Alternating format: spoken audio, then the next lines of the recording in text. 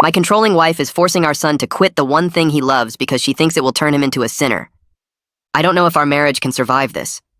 My wife and I have been married for 11 years. We met at church, got married at church, and raised our son in the church. Faith has always been important to both of us, but my wife takes it to a level I never agreed to. It started small. When our son was 6, she didn't want him watching cartoons with magic in them because she said it was promoting witchcraft. I thought she was overreacting, but I let it go. When he was 8, she pulled him out of a school play because he was cast as a villain, and she said Christians shouldn't pretend to be evil, even in fiction. I pushed back on that one, but she cried and said I was undermining her values, so I backed down. When he was 10, she found out his best friend's parents were divorced, and she told our son he couldn't go to that kid's house anymore because broken homes were bad influences. That one turned into a fight. I told her she was being judgmental and cruel, and she told me I was putting the world above God. We didn't speak for 3 days. I apologized just to end the silence. Looking back, I should have held my ground. Our son is 12 now, and the only thing he's ever been passionate about is swimming. He's been on a team for 2 years, and his coach says he has real talent. He wakes up early for practice without complaining. He talks about wanting to compete in high school, maybe even get a scholarship one day. It's the first time I've seen him excited about his future.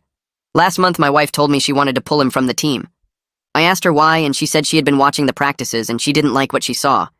I asked what that meant. She said the girls on the team wear swimsuits that are too revealing, and she doesn't want our son exposed to that every day. She said it's an environment that normalizes lust and it will corrupt him. I told her that was insane. I told her he's 12 years old and he's focused on swimming, not on what the girls are wearing. She said that's exactly what the devil wants us to think. She said by the time we notice the damage, it will already be done. I told her I wasn't pulling him from the team. She said fine. She would do it herself. The next day, she went to the pool and told his coach that our son was quitting effective immediately. She didn't ask me. She didn't warn me. I found out when my son came home crying and asked me why Mom hated him. I confronted her that night and she was completely calm about it. She said she did what she had to do to protect him. She said I was too weak to make the hard decisions, so she made it for both of us. She said one day he would thank her.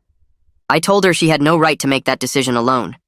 She said she had every right because she was his mother and she could see the danger even if I couldn't. I asked her what danger. A 12-year-old swimming lapse. She said I was being naive and that the world was full of temptation and it was her job to keep him pure. I asked her if she hurt herself. She told me to stop mocking her faith. I told her this wasn't about faith, it was about control. She didn't speak to me for a week after that. During that week, my son barely came out of his room. He stopped eating dinner with us. When I tried to talk to him, he just said it didn't matter because Mom always wins anyway. That broke something in me. I went back to my wife and told her we needed to re-enroll him. I told her I would handle the registration and drive him myself if she refused to be involved. She looked at me and said if I did that, she would leave and take him with her. She said no judge would side with a father who forced his son into an environment full of half-naked girls. She said she had already talked to her pastor, and he agreed she was doing the right thing. She said her parents would support her too. She told me to think very carefully about the hill I wanted to die on. I didn't know what to say. I still don't. Part of me wants to call her bluff, but part of me knows she's not bluffing. She would leave. She would take him. She would tell everyone I chose swimming over my family, and they would believe her because they go to her church and they think the way she thinks. My son asked me yesterday if there was any chance he could go back to the team. I told him I was working on it. He said okay and went back to his room. I'm running out of time to figure this out. I know my wife believes she's protecting him. I know her faith is real and her fear is real. But I also know my son is slipping away and she can't see it. I don't know if I should fight her on this and risk losing everything or give in and watch my son become someone who stops dreaming because his mother decided his dreams were sinful. I honestly don't know what to do anymore. I spend the morning sitting at my desk pretending to work while my laptop screen shows search results for family law attorneys in our area. My hands shake every time I click on a new article about custody battles. The words blur together after a while, but certain phrases jump out and stick in my mind like thorns. Fathers who lose custody to mothers with strong religious communities. Judges who defer to maternal instinct in cases involving moral disagreements. Courts that view restrictions on activities as protective parenting rather than control. I read one case about a dad who fought his ex-wife over homeschooling and lost because the judge said the mother's religious freedom outweighed his concerns about social isolation. Another article discusses how hard it is to prove emotional harm when there's no physical abuse. My stomach turns as I realize how many ways this could go wrong. I bookmark 3 attorney websites but can't bring myself to call any of them yet. The sound of my wife moving around upstairs makes me close the laptop quickly. I'm not ready to have this conversation. I don't even know what I would say if she asked what I was doing. Dinner that night feels like sitting in a room with strangers. My son pushes food around his plate without eating much of anything. He asks to be excused after 10 minutes, and my wife nods without looking up from her own meal. After he leaves the table, she comments that he seems calmer lately. She says removing the swimming distraction has given him more peace. I bite down on the inside of my cheek hard enough to taste blood because I want to scream at her that our son is dying inside, but starting that fight right now would be stupid. I need a plan first. I need to know what I'm doing before I make any moves. After dinner, I clean up the kitchen while my wife goes upstairs to read. I sit in the dark living room after she goes to bed and stare at my phone for hours, trying to figure out who I can talk to about this. Most of our friends go to her church. Her family will take her side no matter what. My own parents live 3 states away and barely understand why this is even a problem. I think about calling my brother, but he's never had kids and wouldn't get it. Around 2 in the morning, I remember Jason from college. Jason and I were roommates junior year before he transferred to finish his degree closer to home. We stayed in touch for a few years after graduation, but lost contact when life got busy. I know from mutual friends that he became some kind of therapist and still lives in the area. I pull up Facebook and find his profile. His page says he's a family therapist with a practice about 30 minutes from here.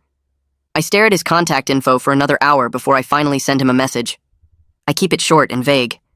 I say I'm dealing with some family stuff and could use advice from someone who understands these situations. I ask if he has time to meet for coffee. I don't mention my wife or the swimming or any of the actual problems, because I'm paranoid about leaving a trail she might find. I expect it will take him days to respond if he responds at all. He messages back within an hour saying he has time this afternoon and suggests a coffee shop across town where nobody from my wife's church would ever go. Meeting Jason feels like coming up for air after being underwater too long. He looks older but the same, and he gives me a hug before we even sit down. I start talking and can't stop. I tell him about the swimming team and my wife pulling our son out without asking me. I explain about the restrictions over the years and how they keep getting worse. I describe my son's withdrawal and the way he stopped trying to argue or even hope for anything.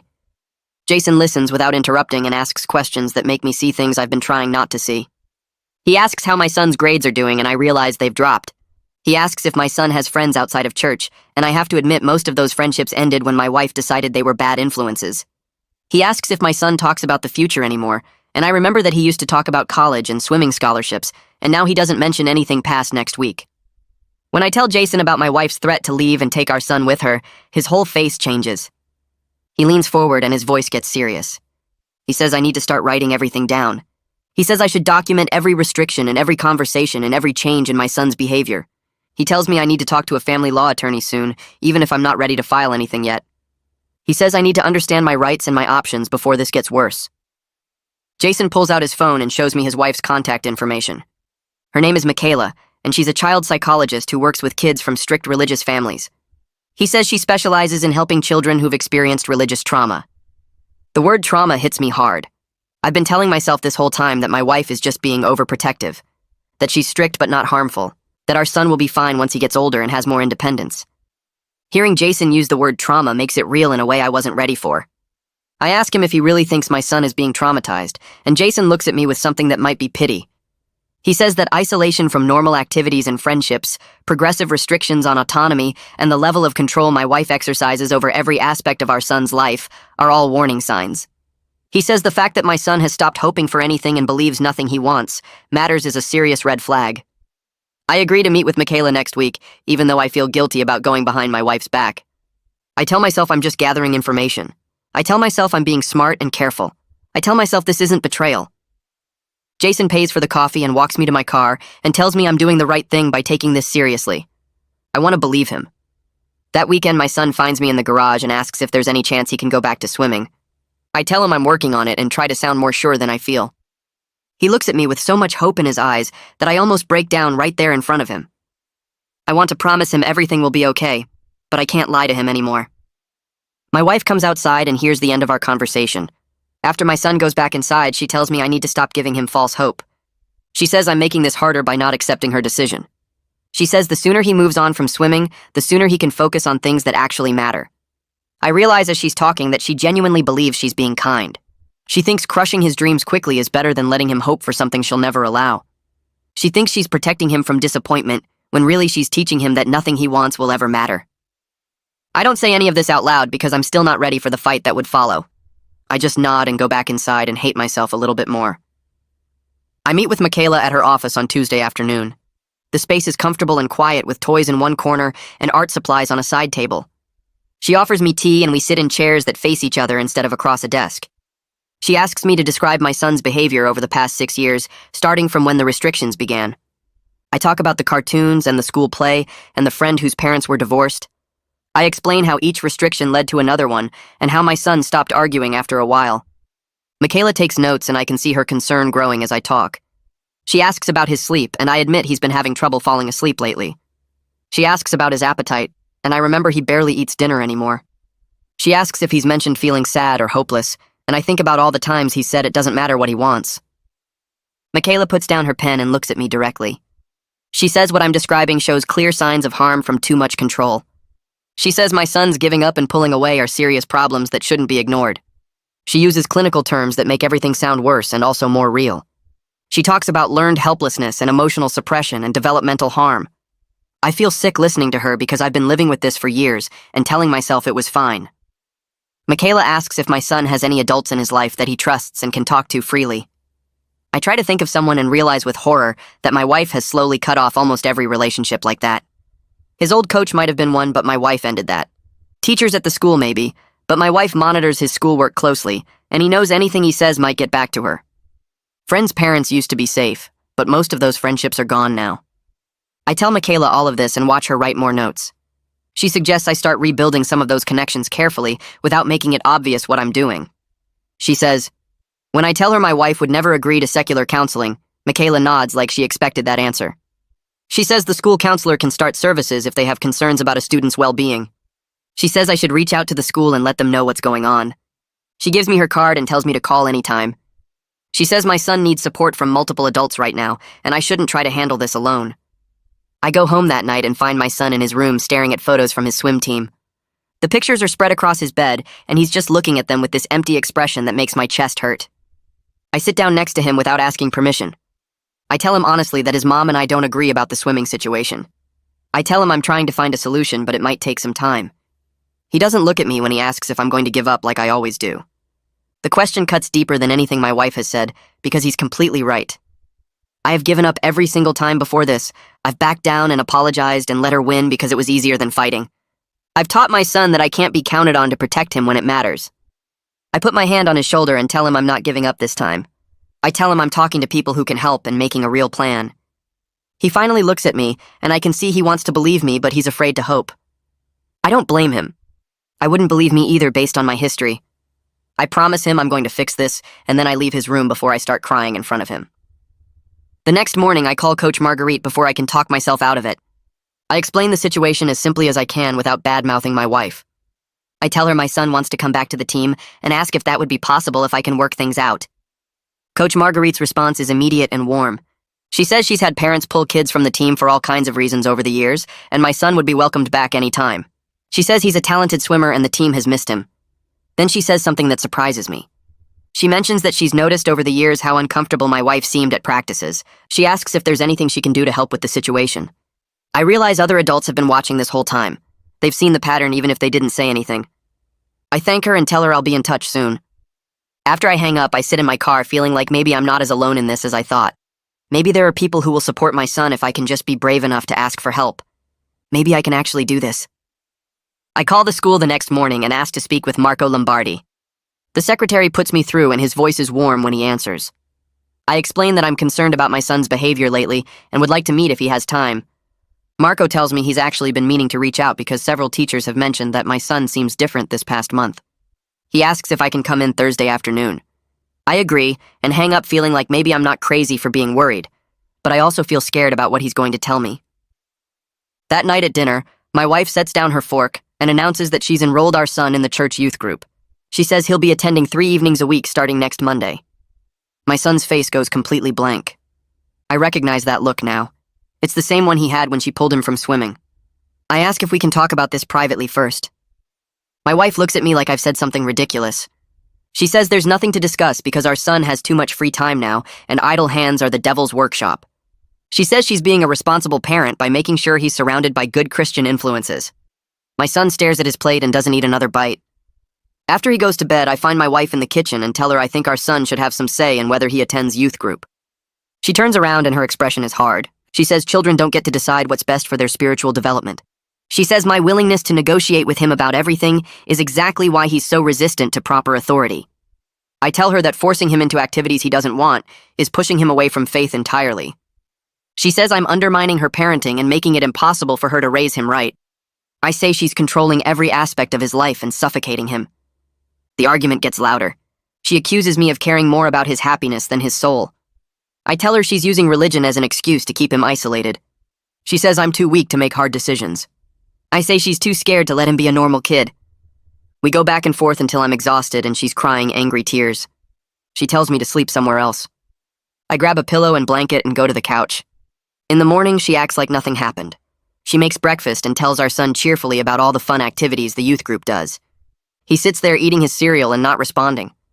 When she leaves for her Bible study, he comes into the living room where I'm folding the blanket. He asks me quietly if I'm going to let her do this. I promise him I'm working on a plan. He nods, but I can see in his eyes that he doesn't believe me anymore. I don't blame him. I've let him down every other time. Thursday afternoon, I meet with Marco in his office at the school. He's younger than I expected, with an easy manner that makes me feel less defensive. He starts by telling me that 4 different teachers have mentioned concerns about my son over the past few weeks.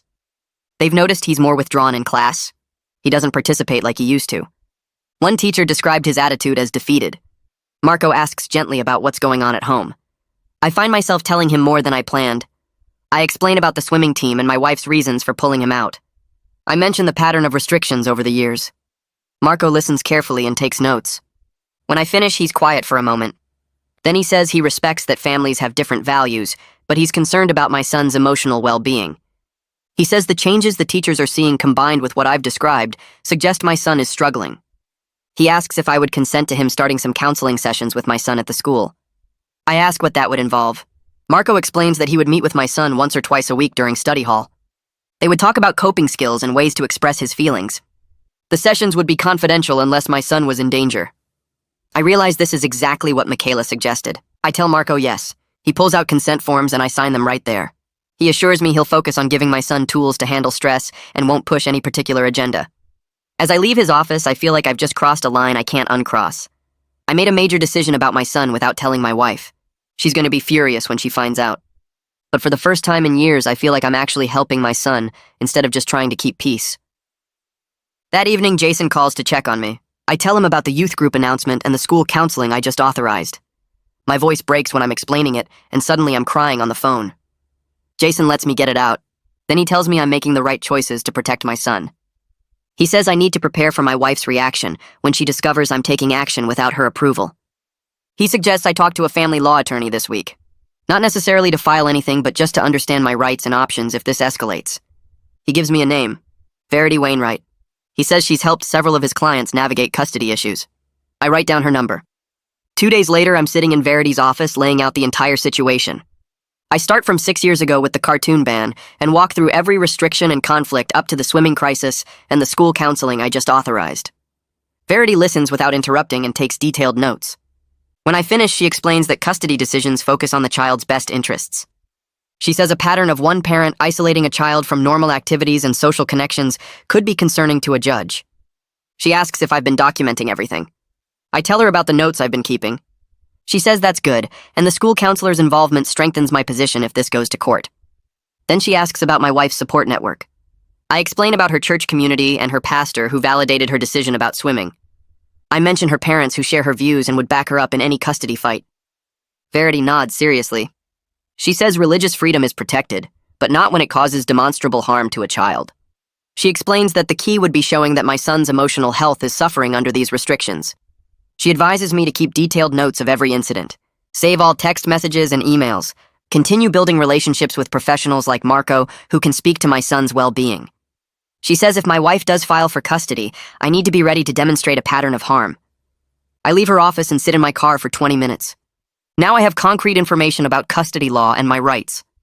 This situation feels more real than it did an hour ago. I try to imagine actually going through with a separation, a custody battle, having to explain to a judge why my wife's parenting is harmful. The thought of my son being forced to live full-time under her restrictions if I lose makes me feel sick. But doing nothing means watching him continue to suffer. I start the car and drive home knowing I've already made my choice, even if I'm scared of where it leads. My son walks through the front door that afternoon and drops his backpack by the stairs. I'm sitting at the kitchen table pretending to work on my laptop, but really I'm just refreshing the same email over and over. He sees me and something in his face shifts. Not quite a smile, but not the blank look he's been wearing for weeks either. I ask him how his day was and he shrugs, but then he says, "Marco is pretty cool, actually." My wife looks up from the counter where she's chopping vegetables. She asks what they talked about. My son glances at me for just a second before he says, "Just school stuff, how classes are going, normal things." It's technically true, but I can hear the protection in his voice. He's not lying, but he's not telling her everything either. My wife nods and goes back to the vegetables. My son heads upstairs, and as he passes me, he gives me this look. Like we're on the same team now. Like he knows I'm trying to help him even if he doesn't understand all of it yet. That look stays with me all evening. I keep thinking about how he protected the truth without lying. How he understood without me having to explain that some things need to stay private from his mother right now. 2 weeks pass and I fall into a rhythm of dropping him at the school early on his counseling days. Marco schedules the sessions before first period so my wife doesn't notice the disruption. My son seems lighter somehow, still quiet but not quite so defeated. Then on a Tuesday afternoon, my phone rings at work. Marco's name on the screen. I step out of my office and into the stairwell where nobody can hear me. Marco says he needs to see me today if possible. There are some concerns about what my son has been sharing in their sessions. My stomach drops, but I tell him I can be there in 30 minutes. I grab my keys and tell my boss I have a family emergency. The drive to the school feels longer than it should. I park in the visitor lot and walk through the front entrance and sign in at the office. Marco meets me in the hallway and leads me to his office. He closes the door and gestures for me to sit. His face is serious in a way I haven't seen before. He says my son has been opening up more in their recent sessions. "That's good," Marco says, "but some of what he's sharing is concerning." He pulls out his notes and I can see how many pages there are. Marco explains that my son has expressed feelings of hopelessness, that he believes he has no control over his own life, that he mentioned wishing he could just disappear sometimes. Marco's professional calm cracks just slightly when he says these last words. He leans forward and tells me these are serious warning signs. They require immediate attention and possibly more help than he can provide alone. I feel like someone just pulled the floor out from under me. My hands are shaking and I grip the arms of the chair to steady them. I ask if my son said he wants to hurt himself. Marco shakes his head and says no, nothing that direct.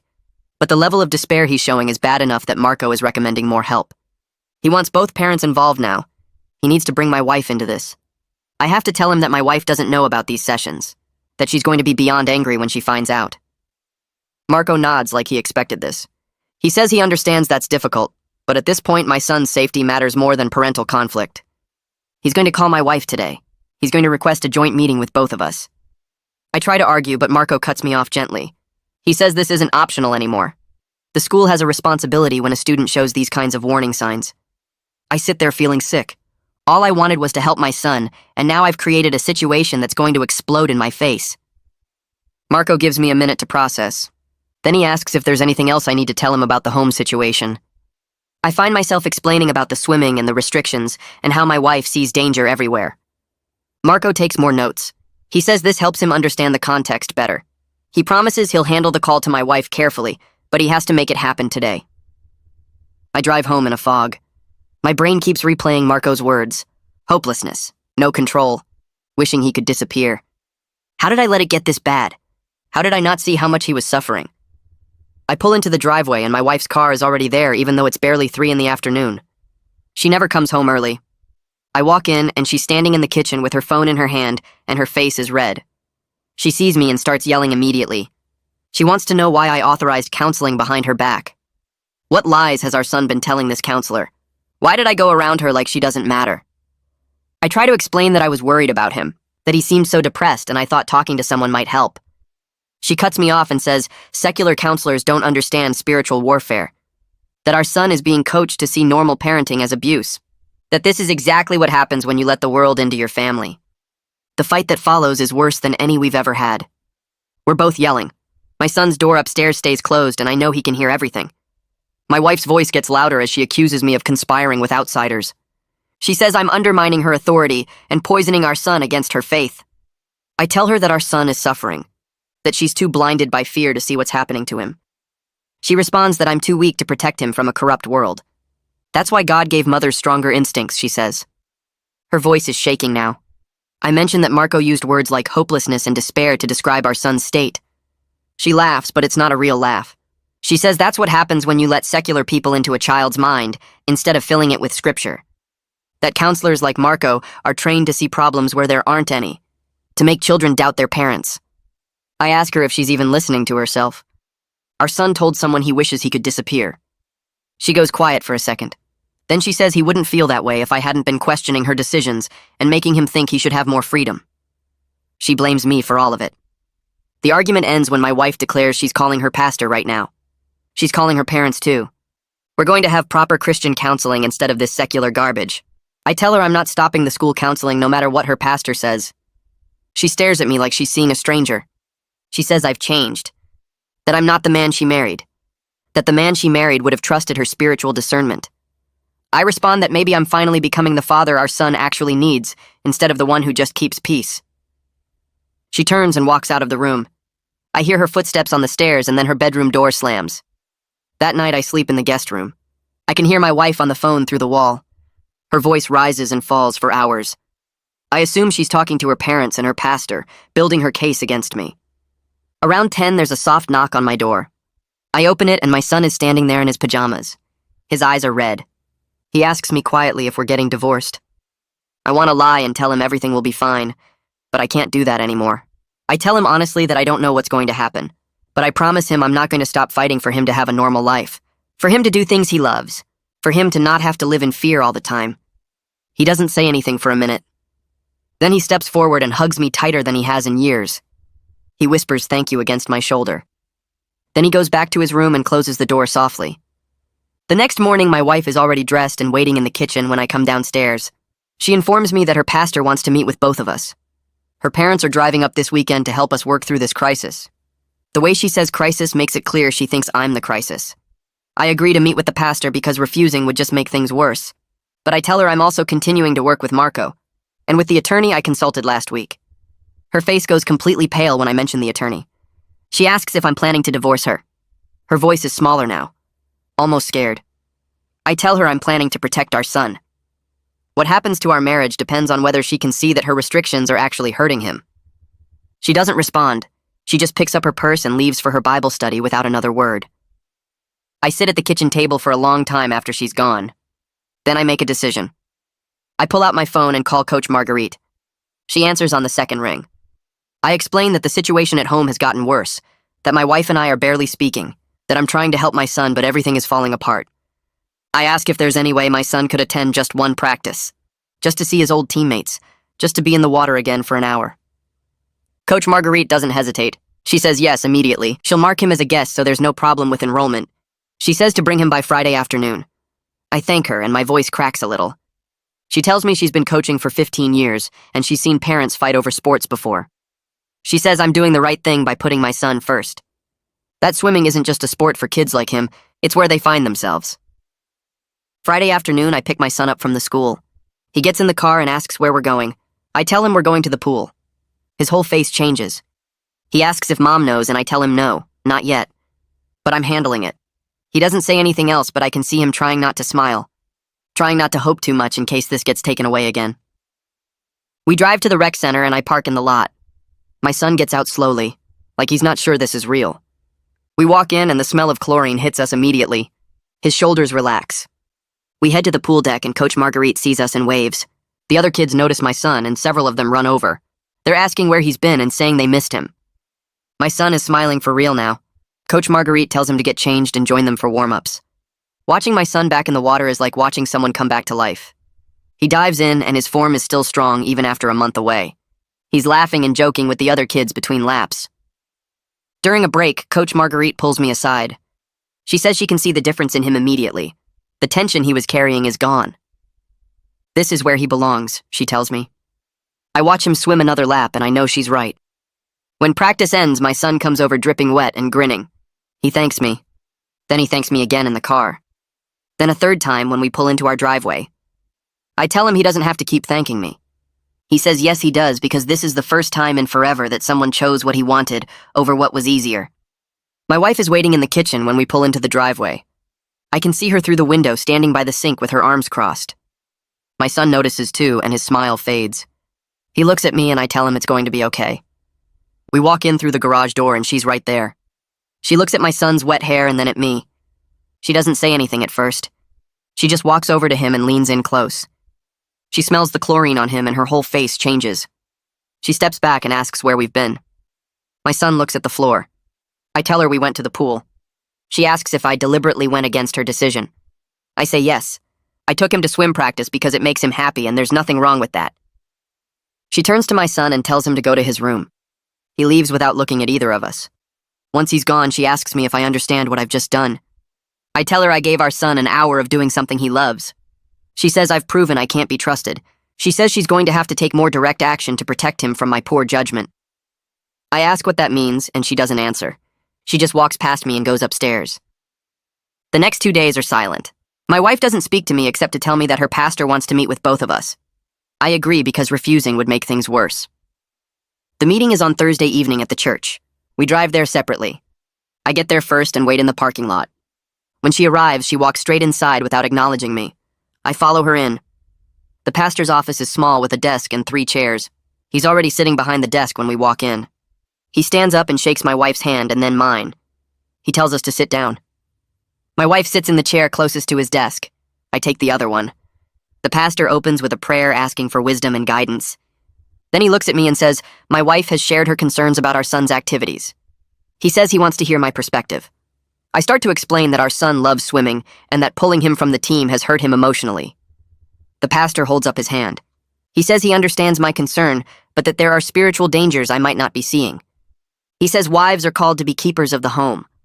He says mothers have special God-given insight into protecting children. I try to tell him about Marco's concerns and the counseling sessions. He cuts me off. He says worldly psychology contradicts biblical truth. He says secular counselors don't understand spiritual warfare. He looks at my wife and nods like she's been right all along. Then he turns back to me. He says I need to repent for my rebellion against my wife's spiritual authority. He says I need to trust that God will honor her obedience even if I can't see the wisdom in it. I sit there listening to him talk about submission and spiritual headship and protecting children from corruption. My wife is nodding along with everything he says. I realize nothing I say will change this man's mind. Fighting with him will only make my wife more certain she's right. So I just sit there. I let him finish his lecture. When he's done, he asks if I'm willing to support my wife's decisions. I tell him I'll think about what he said. It's not a yes, and it's not a no. The meeting ends with another prayer. We walk out to the parking lot and my wife looks pleased. She says she's glad I heard what the pastor had to say. I don't tell her that I've already decided his opinion doesn't matter, but I think she can see something in my face because she goes quiet on the drive home. Saturday morning, my wife's parents arrive. Her father is a tall man who worked in construction his whole life. Her mother is small and talks constantly. They hug my wife at the door and shake my hand. My wife has already told them everything. Her father pulls me aside within an hour of them arriving. He tells me we need to talk man to man. We go out to the back porch. He starts by saying he respects me but that I need to understand something. He says I'm the spiritual head of the household and that means I need to lead. But then he says that when it comes to raising children, mothers have a special understanding. He says my wife is doing what's best for our son, even if I can't see it yet. He says I need to support her decisions and stop undermining her authority. I listen without arguing. There's no point. He's going to take his daughter's side no matter what I say. Inside the house, my wife's mother has cornered my son in the living room. I can see them through the window. She's talking to him, and he's sitting there with his shoulders hunched. Later that evening, my son tells me she gave him a long talk about honoring his parents and trusting their wisdom. The whole weekend feels like an intervention. My wife's parents stay until Sunday evening. Her father lectures me twice more. Her mother keeps making comments about how children today are too spoiled and need stricter guidance. I spend most of the weekend in the garage planning my next steps. When they finally leave, my wife seems confident that they've helped set me straight. Sunday evening, after her parents drive away, my wife asks me to sit down at the kitchen table. She says she's been thinking about everything and she wants to offer a compromise. I sit down across from her. She says she'll allow our son to return to swimming if I agree to some conditions. I ask what conditions. She lists them out. First, I need to attend her church's men's group every week. Second, our son needs to attend youth group 3 times a week. Third, we need to switch him to a Christian school next year. She sits back and waits for my answer. I look at her and realize this isn't a compromise at all. This is her trying to bring me under the same control system she's built around our son. Every condition is designed to surround me with people who think like she does, to pressure me into falling in line. I tell her no. Her face changes. She asks what I mean. I say I'm not agreeing to those terms. She says she's trying to meet me halfway. I tell her that's not halfway. That's her way with a different label. She stands up. She asks what I want from her. I tell her honestly that I want her to see that our son is suffering. I want her to see that her restrictions are crushing his spirit. She says temporary suffering is better than eternal damnation. She says she'd rather have him resent her now than lose his soul later. I realize we're speaking completely different languages. There may be no middle ground here. I tell my wife I'm going to re-enroll our son in swimming. I tell her I'll handle all the transportation and attendance at practices. She can choose not to be involved if that's what she wants. But I'm not backing down on this. Her face goes white. She says if I do that, she'll follow through on her threat to leave and file for custody. I look at her and tell her I've spoken to a family law attorney. I tell her I'm prepared for that possibility. I tell her I think a judge will be very interested in hearing about our son's emotional state and the school counselor's concerns. She stares at me. She asks if I'm really willing to destroy our family over swimming. I tell her I'm willing to protect our son's well-being. What happens to our marriage depends on whether she can accept that. She leaves the room. I hear her on the phone upstairs for hours. The week after that conversation is the coldest our house has ever been. My wife and I barely speak except about logistics. She tells me when dinner is ready. I tell her when I'll be home late. That's it. My son notices the tension, but he seems less anxious than before. Like he can sense that something is finally shifting. On Wednesday, I go online and submit the re-enrollment forms to the swim team. I pay the fee with my credit card. Then I go to my son's room and tell him he's officially back on the team starting next week. His whole face lights up. He asks if I'm serious. I tell him yes. He jumps up and hugs me. Then he pulls back and asks if Mom knows. I tell him not yet, but that I'm handling it. He looks worried but also hopeful. Like he's afraid to trust that this is really happening, but he can't help hoping anyway. Thursday evening, my wife is on the computer in the kitchen. I'm making dinner. She suddenly stops scrolling and her whole body goes rigid. She clicks on something. Then she turns to look at me. She asks if I enrolled our son in swimming. I tell her yes. She asks when. I tell her Wednesday. She stands up and walks over to me. She says I've forced her hand. She says she's calling her attorney tomorrow. I turn off the stove. I tell her I'm sorry it's come to this, but I'm not backing down. I tell her I hope she'll reconsider before taking legal action that will hurt our son more than it hurts either of us. She doesn't respond. She just goes upstairs. I finish making dinner, but neither of us eats. Friday morning, I wake up early. I walk downstairs and see 2 suitcases by the front door. My wife comes down the stairs with my son behind her. He's still in his pajamas. He looks confused. My wife says she's taking him to her parents' house. I tell her calmly that if she removes our son from the home without my agreement, it could look very bad in custody proceedings. She stops. She looks at me, trying to figure out if I'm bluffing. I pull out my phone and show her Verity's number on speed dial. I ask if she really wants to start this fight right now. I ask if we can try to work something out for our son's sake. She stands there for a long moment. Then she tells my son to go back upstairs. He looks at me. I nod. He goes. My wife picks up the suitcases and carries them back upstairs. She doesn't say another word to me. She moves into the guest room that afternoon. I watch my wife carry the suitcases back upstairs, her movements stiff and angry. She doesn't look at me. She doesn't say another word. The guest room door closes with a quiet click that somehow feels louder than slamming would have been. My son stands at the top of the stairs in his pajamas, looking confused and scared. I tell him to get dressed for school and that everything is okay. He nods, but I can see he doesn't believe me. Neither do I, really. The house feels different now, like something broke that can't be fixed. My wife moves her clothes into the guest room over the next few days. She takes her pillow and her books and the small lamp from her nightstand. She doesn't ask for help, and I don't offer. We pass each other in the hallway like strangers. She makes dinner but leaves mine on the stove instead of calling me to the table. I eat alone while she and our son sit in the dining room in silence. My son keeps glancing toward the kitchen like he wants to say something but doesn't know what. After dinner, he goes to his room and I hear him on the phone with someone, his voice low and careful. I wonder if he's talking to one of his teammates. I hope he is. Wednesday afternoon, I drive my son to his first practice back. He's quiet in the car, fiddling with his swim bag. He asks if Mom is really okay with this. I tell him the truth, that she's not okay with it, but I am, and that's what matters right now. He processes that for a minute. Then he asks what happens if she tries to pull him out again. I promise him I won't let that happen. He looks at me like he's trying to decide if he can trust that promise. I don't blame him for hesitating. At the pool, I walk him inside, and Coach Marguerite greets us both with a warm smile. She tells my son she's glad to have him back and asks if he remembers his stroke drills. He nods and heads to the locker room. She touches my arm and says quietly that she's seen situations like this before, that some parents struggle with letting their kids have independence. I thank her for being patient with our family. She says my son is worth it, that he has real potential if he's allowed to develop it. Watching him dive into the pool feels like watching him come back to life. His form is still good. His timing is still there. He swims his warm-up laps with focus and energy I haven't seen in weeks. When I pick him up after practice, he's exhausted but smiling. He tells me about his times, how Coach Marguerite said he hasn't lost much speed despite the month away. He talks about the relay team and an upcoming meet and which events he wants to focus on. I listen and feel something loosen in my chest. This is what he needed. This is who he is when he's allowed to be himself. At home, my wife is in the guest room with the door closed. My son glances at it as we pass but doesn't say anything. He goes to his room to do homework. I make dinner and call him when it's ready. My wife doesn't come out. I leave a plate outside her door. Later that night, I hear her moving around, going to the bathroom, getting water from the kitchen. We don't speak. The next morning, she's up early and gone before my son wakes up. He asks where she is, and I tell him she went to church. He asks if she's ever coming back. I tell him she lives here, she's just upset right now. He looks worried, but also relieved, like part of him wouldn't mind if she stayed gone. That thought scares me. My phone rings Friday afternoon while I'm at work. It's Verity.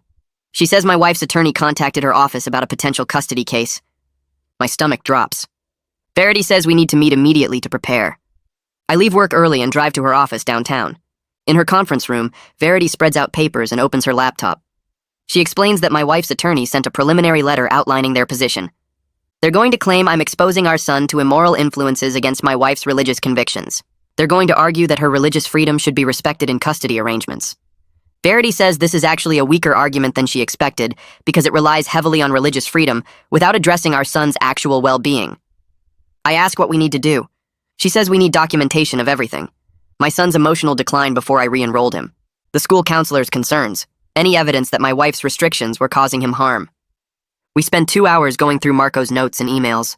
I show her the text messages from the week my son was withdrawn and barely eating. I describe the conversation where my son said mom always wins anyway. Verity takes detailed notes and says, this is exactly what we need. She explains that family court focuses on the best interests of the child, not on which parent has the most righteous beliefs. The pattern of my wife isolating our son from normal activities and the documented impact on his mental health will be our strongest argument. Verity asks about my wife's support network. I tell her about the church community, her pastor who validated her decision, her parents who think I'm being weak.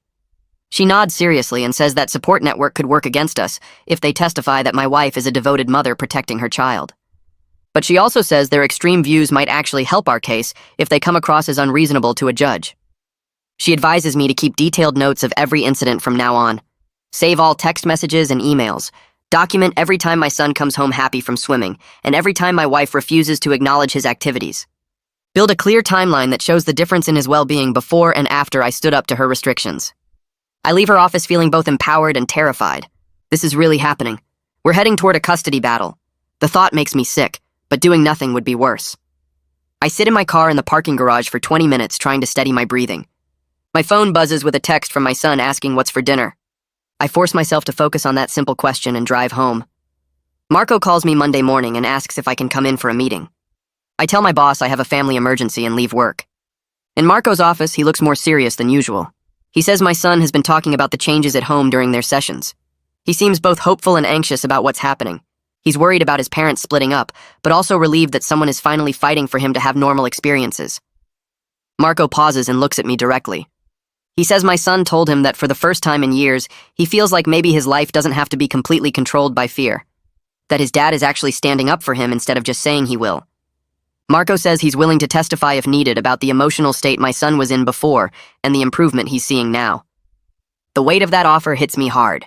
This counselor who barely knows us is willing to go to court to help my son. I thank him and my voice cracks a little. He says he's seen too many kids crushed by well-meaning parents who can't see the damage they're causing. He says my son deserves better and he's glad someone is fighting for him. Walking out of the school building, I feel the full reality of what's coming. This isn't just a fight with my wife anymore. This is testimony and documentation and legal proceedings. This is other people examining our family and deciding what's best for our son. This is terrifyingly real. I call Jason that afternoon and ask if he and Michaela can meet with me. We set up dinner at their house for Wednesday. When I arrive, they have the kids occupied upstairs, and the three of us sit in their living room. I explain everything that's happened since I re-enrolled my son. The guest room situation, the custody attorney, Marco's offer to testify. Jason and Michaela listen without interrupting. When I finish, Michaela asks me a question I haven't let myself think about. She asks what I actually want the outcome to be. Am I trying to save my marriage or just protect my son? I start to say both, but the words stick. I sit there for a long moment, realizing I don't know anymore. My marriage feels like it's already over. My wife and I can't even be in the same room.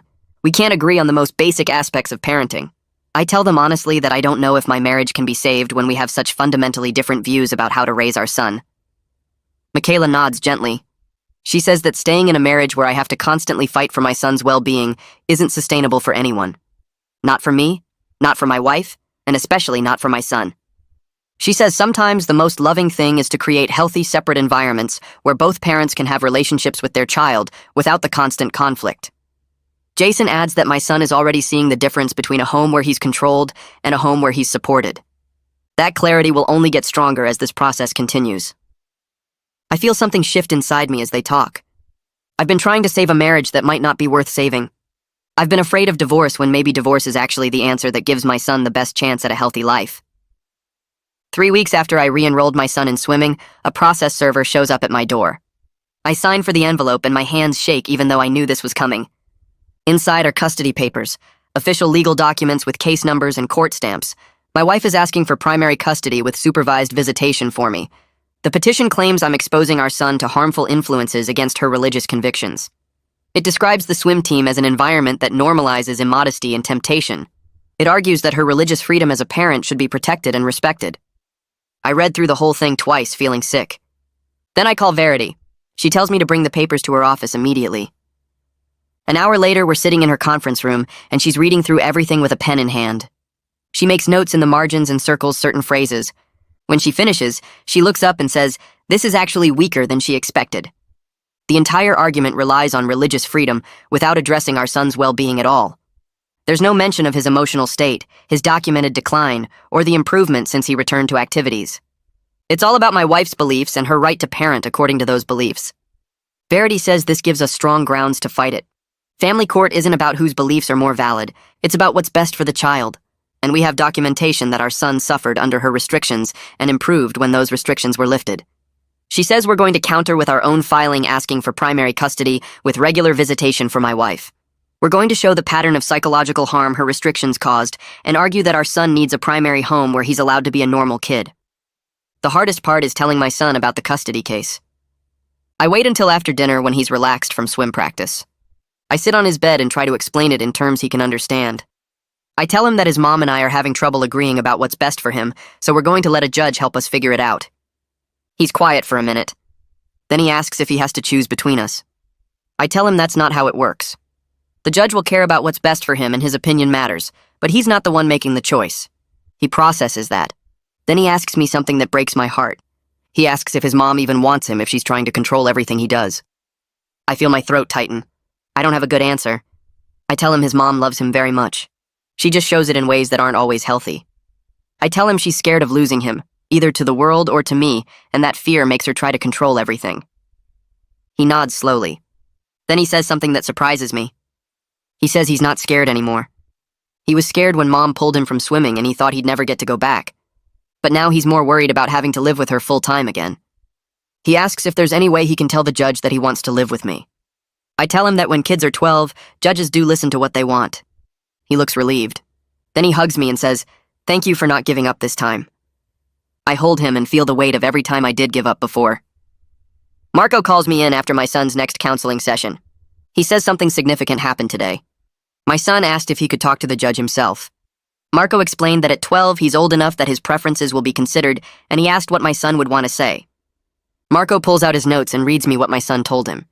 He said he feels like he's been suffocating under his mom's rules, that he's missed his friends and activities and feeling like a normal kid, that he's finally feeling like he can breathe again now that he's back swimming. Marco documented all of this carefully and says, my son's clarity about his own needs is actually a positive sign of emotional recovery. Kids who've been controlled for a long time often struggle to articulate what they want. But my son knows. He knows what makes him feel alive and what makes him feel crushed. Marco says this kind of self-awareness will be powerful in court. Judges pay attention when kids can clearly express their own experiences. I thank Marco for everything he's doing. He says he's just giving my son space to find his voice. The real credit goes to my son for being brave enough to use it. Driving home, I feel this strange mix of pride and grief. Pride that my son is finding his strength. Grief that he had to suffer so much before anyone listened. The mediation session happens on a Tuesday morning at my wife's attorney's office. Verity warned me this would be tense. My wife's attorney presents what they call a compromise. My wife will agree to joint custody if I agree to certain conditions. Our son can swim, but only at practices where male and female swimmers are separated. He can have friends, but she gets to approve them based on their family's values. He can participate in the school activities, but nothing that conflicts with church events. I listen to the whole list and feel my jaw tighten. This isn't a compromise. This is her original restrictions with minor modifications. Verity starts to respond, but I hold up my hand. I look at my wife across the table. She won't meet my eyes. I tell her that I love her. I tell her I know she believes she's protecting our son. But I tell her I love our son more than I love our marriage, and I can't agree to anything that puts him back in the emotional prison she's built. I tell her I'm willing to share custody fairly, but only if she agrees to stop restricting his normal activities and relationships. Only if she lets him be a kid without constant fear and control. And if she can't do that, I'm prepared to fight for primary custody. I tell her our son deserves a home where he can breathe. The room is completely silent. My wife's face hardens. She looks at me with something close to hatred. She says I've chosen the world over God. She says our son will suffer for my weakness. I take a breath. I tell her I've chosen our son's well-being over her fear. I tell her I hope someday she'll see the difference. But I'm done negotiating with restrictions disguised as compromises. Verity closes her folder and says, I think we're done here. My wife's attorney tries to salvage something, but Verity cuts him off. She says we'll see them in court. We stand up and leave. In the parking lot, Verity tells me we're heading for a custody trial. Full proceedings with testimony and evidence and a judge's ruling. I feel sick about it. But I also feel relieved that I've finally drawn a line I won't cross, even if it costs me my marriage. The next few weeks blur together in a mess of attorney meetings and documentation gathering and court preparation. I meet with Verity twice a week to go over everything. We organize Marco's notes chronologically to show the timeline of my son's emotional decline and recovery. We get statements from his teachers about the changes they've noticed in his participation and mood. We collect Coach Marguerite's observations about his renewed energy and focus. We build a case that shows clearly what happens to my son under my wife's restrictions versus what happens when he's allowed normal activities and relationships. At home, my son continues swimming 4 times a week. His improvement is visible not just in the pool, but in his whole demeanor. He laughs more. He talks about the future. He makes plans with teammates. His teachers report he's participating more in class discussions. Marco says he's opening up more in counseling sessions and processing his feelings in healthier ways. Coach Marguerite pulls me aside after practice one day and says she's never seen a kid bounce back so fast from being away from the sport. She says whatever I'm doing at home is working. I don't tell her it's mostly just letting him be himself. My wife and I barely interact during this time. She stays in the guest room. She leaves for church or her prayer group most evenings. When we do cross paths, the air feels heavy with everything unsaid. My son has stopped trying to engage with her. He answers her questions with one-word responses and spends most of his time in his room or at practice. I watch their relationship crumble and feel helpless to stop it. But I also know that relationship was already broken by her need to control him. Maybe this separation will eventually allow them to rebuild something healthier. Or maybe it won't. Either way, my son is finally safe to be himself. Jason recommended a church on the other side of town where a pastor named Darren Newton led services that felt different from the first moment I walked through the doors. The building was smaller and less formal than my wife's church, with worn carpet and folding chairs instead of polished pews. Darren's sermon that first Sunday was about how God's love sets people free rather than trapping them in fear, and I felt something loosen in my chest that I hadn't realized was tight. After the service, I introduced myself and explained I was going through a custody situation, and Darren listened without the judgment I'd come to expect from religious leaders. He offered to meet with me during the week to talk more, and when I arrived at his office 3 days later, he asked thoughtful questions about my son's well-being and my wife's restrictions, without once suggesting I was abandoning my faith. I told him about the swimming and the isolation, and the pattern of control disguised as spiritual protection, and Darren nodded like he'd seen this before. He said healthy faith communities support children's growth and curiosity rather than shutting down their interests and relationships. When I mentioned the custody case, he offered without hesitation to provide a statement for court about how my approach to parenting aligned with healthy spiritual development. I left his office feeling validated in a way I hadn't felt in years, like maybe choosing my son's well-being over my wife's demands wasn't the betrayal she claimed it was. The deposition happened in a conference room that smelled like stale coffee and cleaning supplies, with my wife's attorney sitting across from me and a court reporter typing every word. The questions started friendly enough, asking about my background and my marriage and my relationship with my son. Then they shifted to my faith practices, and whether I still believed in the Bible's authority, and whether I thought secular activities were more important than spiritual formation. The attorney kept circling back to the swimming, asking if I understood that I was exposing my son to an environment that normalized immodesty, and whether I cared more about athletic achievement than his moral development. I kept my voice steady, and brought every answer back to my son's documented emotional decline under my wife's restrictions and his visible improvement since returning to swimming. I mentioned Marco's concerns about hopelessness and withdrawal, the school counselor's notes about his isolation, and the concrete evidence that my son was healthier when he had normal activities and friendships. The attorney tried to frame Marco's secular counseling as undermining Christian values, but I pointed out that my son's faith wasn't in danger from swimming laps or having friends. It was in danger from learning that God's love came with impossible conditions. After 2 hours, Verity called a break and pulled me aside to say I'd done well, that their case was still relying too heavily on religious freedom arguments without addressing the actual harm their restrictions caused. She said judges care about children's well-being more than parents' theological interpretations, and our documentation of my son's suffering under my wife's control was stronger than their claims about spiritual protection.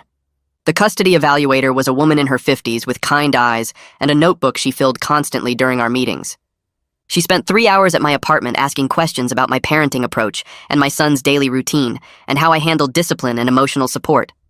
I showed her his swim schedule and explained how we'd built structure around practices and homework and time with friends, and she took notes about the balance between activities and rest. When she met with my wife, the evaluator spent just as long at the house I used to share, and my wife apparently talked extensively about spiritual warfare and the dangers of secular influences. The evaluator's expression when she told me about it later suggested my wife's intensity had registered as concerning rather than righteous. The home visit at my place happened on a Wednesday evening when my son was making dinner with me, and the evaluator watched us joke around while chopping vegetables and noted how relaxed he seemed.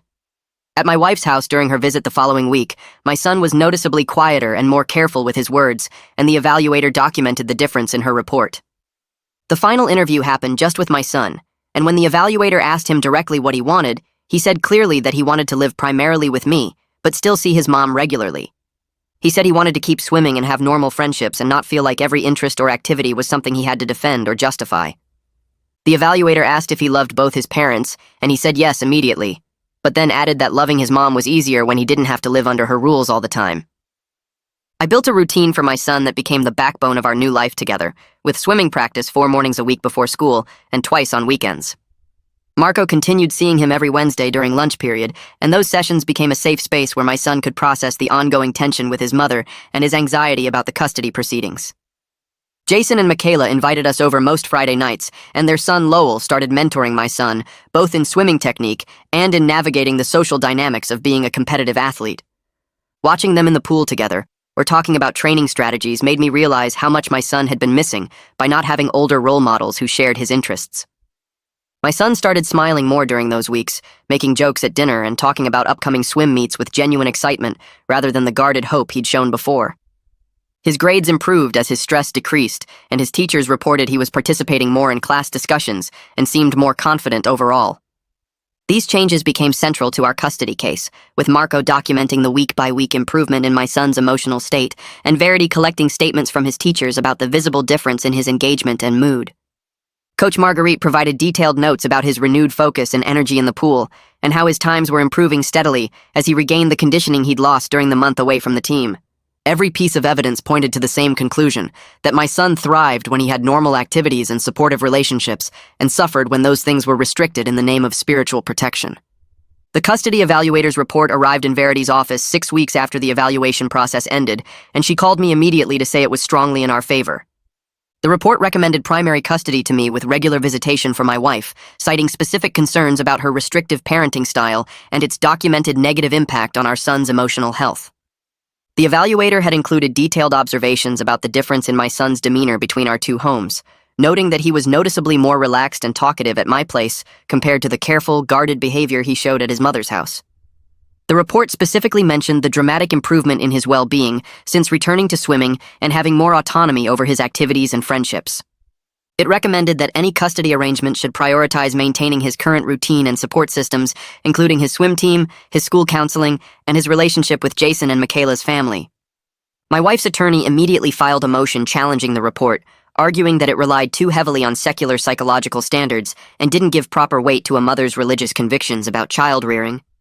Verity said this response actually strengthened our position because it showed how out of touch their arguments were with actual child welfare standards.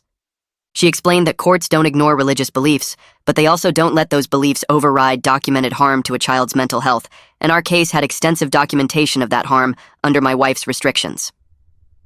2 weeks before the trial date, Verity got a call from my wife's attorney requesting a settlement discussion. My wife was apparently willing to agree to joint custody with me having primary physical custody if I would agree to certain conditions about our son's religious education and church attendance. We met in Verity's conference room to negotiate the terms, with my wife and her attorney on one side and Verity and me on the other. The conditions they proposed included mandatory church attendance with his mother every Sunday, enrollment in a Christian youth group, and my agreement to consult with my wife before allowing our son to participate in any new activities or form new friendships. I listened to the whole list and then said I would agree that our son could attend church with his mother during her visitation time and that I would support his spiritual development in whatever form felt right to him. But I wouldn't agree to any restrictions on his activities or friendships based on my wife's religious interpretations, and I wouldn't give her veto power over normal aspects of his social and extracurricular life. Her attorney pushed back hard, saying my wife needed assurance that her values would be respected in our son's upbringing. Verity responded calmly that respecting values was different from allowing those values to control and restrict a child's development, and that the custody evaluator's report made clear which approach served our son's best interests. We negotiated for 3 hours, going back and forth on specific language about religious education and decision-making authority. Eventually, we reached terms I could live with, where my wife would have regular, meaningful time with our son, but wouldn't have the power to restrict his activities or isolate him from normal childhood experiences. The final settlement agreement spelled out custody arrangements in careful legal language that protected my son while maintaining his relationship with both parents.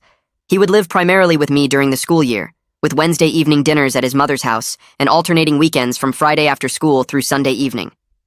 Holidays would be split with Thanksgiving alternating years, and Christmas divided between Christmas Eve with one parent and Christmas Day with the other.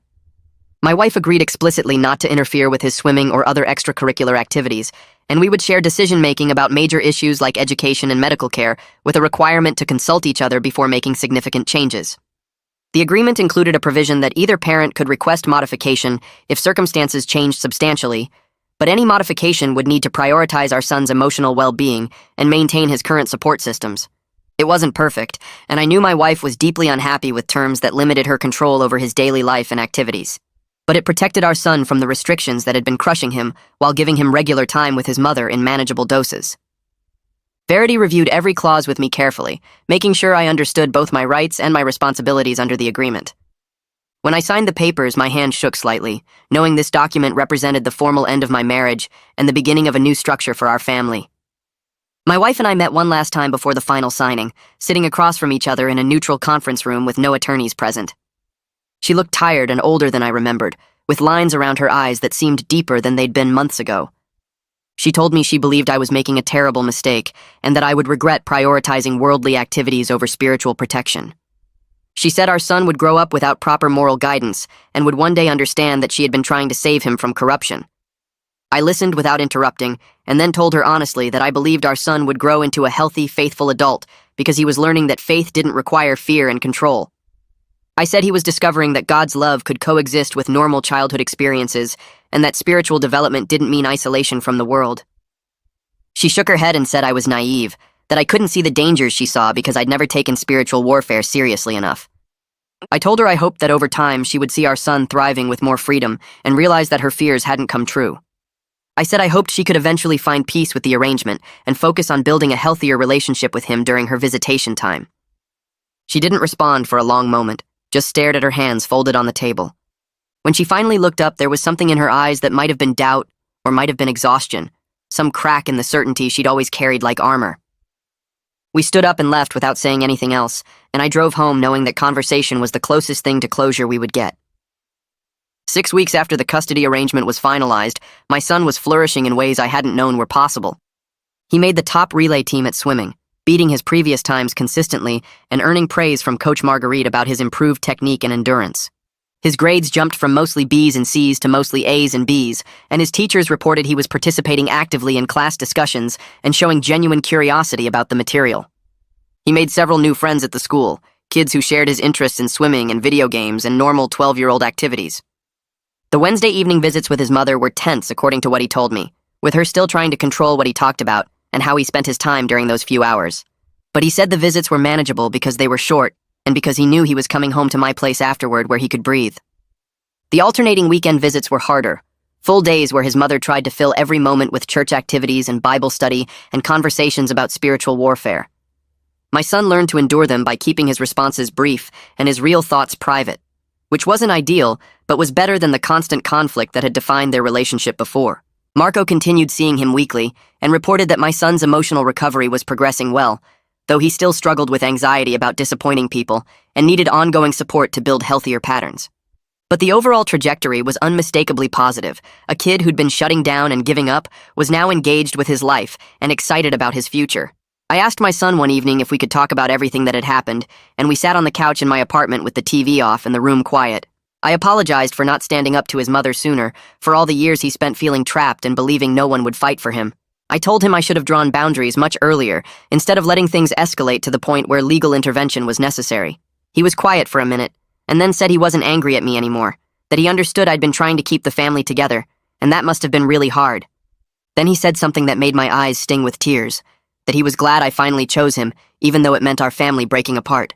He said he'd spent so long thinking his mom's rules were just how life had to be, and that seeing me fight for him to have normal experiences had changed how he saw himself and what he deserved. I promised him I would always choose his well-being first from now on, that I would never again let anyone make him feel like his interests and friendships and dreams were wrong or dangerous. He smiled and said he believed me, and then asked if we could order pizza and watch a movie. We spent the rest of the evening doing exactly that, just being together without tension or fear, and I felt grateful for every difficult choice that had led us to this moment of peace.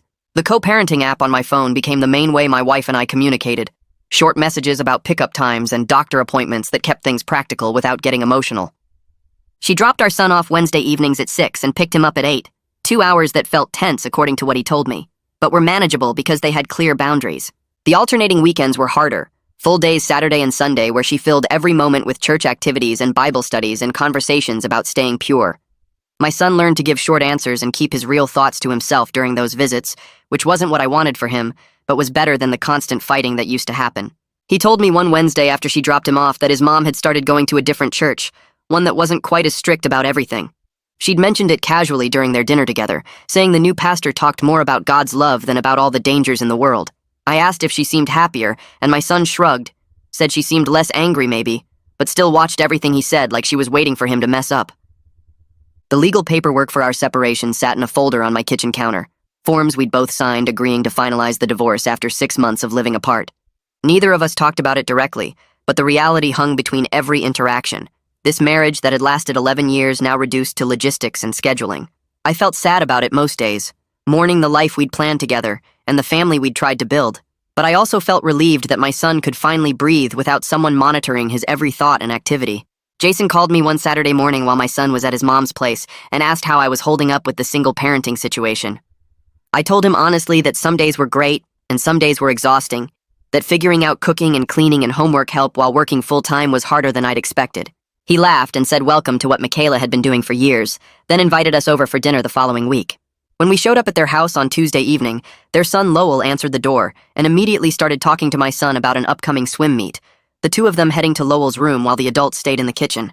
Michaela pulled me aside while Jason grilled chicken outside and asked how my son was doing emotionally, whether the therapy with Marco was helping, and if I'd noticed any setbacks. I told her about the improvement in his grades and his mood, how he smiled more now and talked about future plans instead of just existing day to day.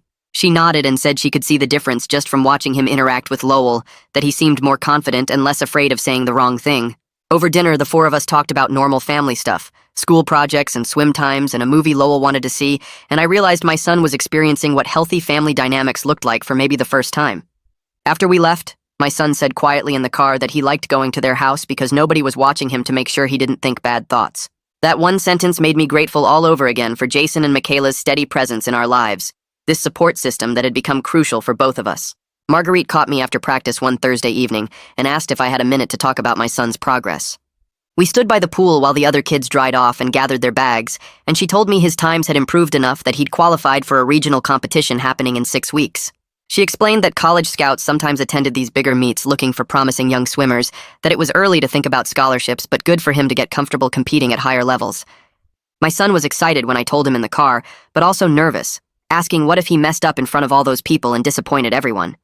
I reminded him that swimming was supposed to be fun, that the whole point of fighting for him to stay on the team was so he could enjoy this thing he loved without pressure. We scheduled extra sessions with Marco over the next few weeks to work on the performance anxiety, and Marco gave my son some tools for managing the nerves and keeping the competition in perspective. The day of the regional meet arrived, and I drove us 2 hours to the facility. My son quiet in the passenger seat going over his race strategy in his head. When his event was called and he walked to the starting blocks, I could see the focus on his face and the confidence in his movements. He dove in at the signal and moved through the water with this freedom and power that made my chest tight, and when he touched the wall in third place, his grin was so genuine and proud that I knew every difficult choice had been worth it. After the medal ceremony, he found me in the stands and said he couldn't believe he'd actually done it, that for the first time he felt like maybe he really could swim in high school and beyond. 3 months had passed since the custody arrangement was finalized, and my son and I sat at our small kitchen table eating pasta and talking about his plans for high school next year. He wanted to try out for the varsity swim team as a freshman, and maybe take some advanced science classes because he'd gotten interested in biology lately. I listened to him map out these ideas for his future with actual excitement in his voice, this kid who 6 months ago had believed his dreams were over before they started. He paused between bites and asked if I was happy with how everything turned out, and I had to think about my answer for a minute. I told him the truth, that I was sad about the divorce and wished his mom could have found a way to support him without all the fear and control. But I also said I was genuinely happy watching him thrive now, seeing him make friends and pursue swimming and plan for a future he actually believed in. He grinned at me across the table and said he was happy too, that life felt possible again in a way it hadn't for years. We were both still figuring things out and healing from everything that had happened, but we were doing it together as a team. That felt like enough for now, this small family of 2 learning how to build something healthy from the broken pieces of what came before.